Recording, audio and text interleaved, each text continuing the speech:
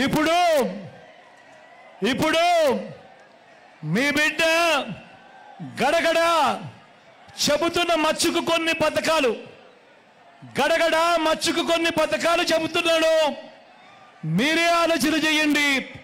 ఇవాళ మీ బిడ్డ చెప్తా ఉన్న ఈ పథకాలు గతంలో ఎప్పుడైనా జరిగాయా, గతంలో ఎప్పుడైనా చూసామా అన్నది మీరే ఒక్కసారి ఆలోచన చేయమని కోరుతా ఉన్నా. మొట్టమొదటిసారిగా గతంలో ఎప్పుడు చూడని విధంగా పిల్లల చేతుల్లో, గవర్నమెంట్ బడి పిల్లల చేతుల్లో ఈరోజు ట్యాబులు కనిపిస్తా ఉన్నాయి. బడులు తెరిచేసరికి ఈరోజు పిల్లలకు విద్యా కానుక అందుతా ఉంది. బడులలో ఈరోజు గోరుముద్ద అందుతా ఉంది.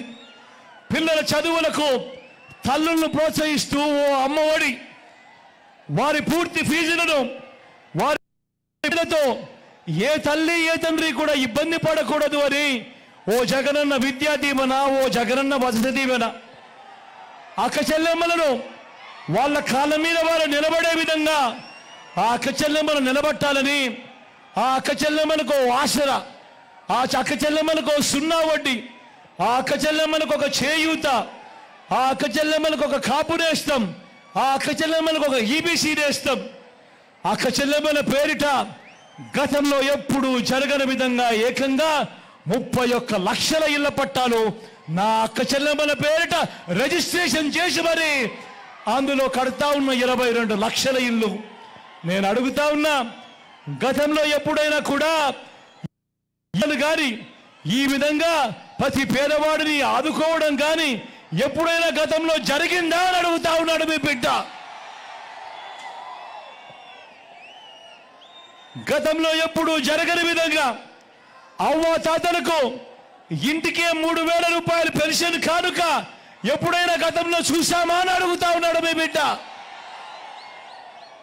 గతంలో ఎప్పుడు జరగని విధంగా రైతన్నలకు పెట్టుబడికి సాయంగా రైతన్నలకు ఓ రైతు భరోసా, రైతన్నలకు ఓ ఉచిత పంటల బీమా, సీజన్ ముగిసేలోగానే రైతన్నలకు ఇన్పుట్ సబ్సిడీ, పూటనే రైతు గంటల పాటు ఉచిత విద్యుత్, ఇవన్నీ రైతన్న కోసం వేసిన అడుగులు గతంలో ఎప్పుడైనా జరిగాయా అని అడుగుతా ఉన్నాడు మీ బిడ్డ. స్వయం ఉపాధికి అండగా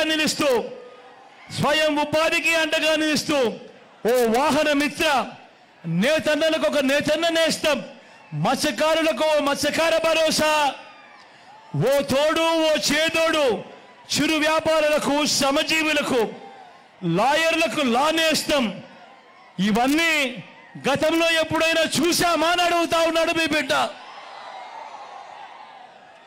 పేదవాడి ఆరోగ్యం గురించి ఇంతగా పట్టించుకున్న ప్రభుత్వం బహుశా దేశ చరిత్రలోనే ఎక్కడా ఉండదేమో.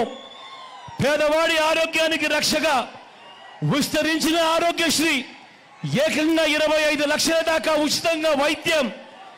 ఆరోగ్యశ్రీయే కాకుండా ఆ పేదవాడికి తోడుగా ఆరోగ్య ఆసరా, గ్రామంలోనే విలేజ్ క్లినిక్, గ్రామంలోనే ఫ్యామిలీ డాక్టర్, ఇంటికే ఆరోగ్య సురక్ష, ఇవన్నీ గతంలో ఎప్పుడైనా జరిగాయా అని అడుగుతా ఉన్నాడు మీ బిడ్డ. ఆలోచన చేయమని కోరుతా ఉన్నాం. గతంలో ఎప్పుడు చూడని విధంగా ఈరోజు ఏ గ్రామానికి వెళ్ళినా కూడా గ్రామంలో గ్రామ సచివాలయం కనిపిస్తుంది. ఆ సచివాలయంలో ఏకంగా 600 రకాల సేవలు ఈరోజు అదే గ్రామంలో అక్కడే అందుబాటులోకి వచ్చాయి.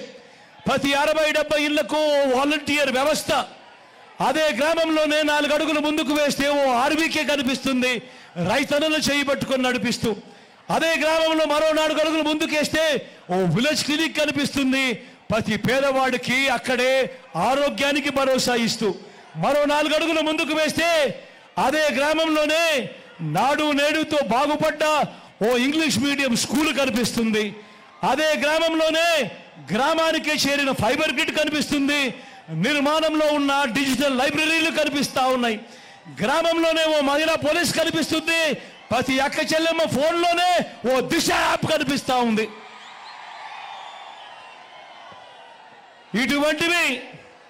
ఇటువంటివి అనేకం ఇప్పుడు మీ కళ్ళ ఎదుటే కనిపిస్తున్న ఈ విప్లవాలు మీరింతకు ముందు ఎప్పుడైనా చూశారా అని అడుగుతా ఉన్నాడు మీ బిడ్డ.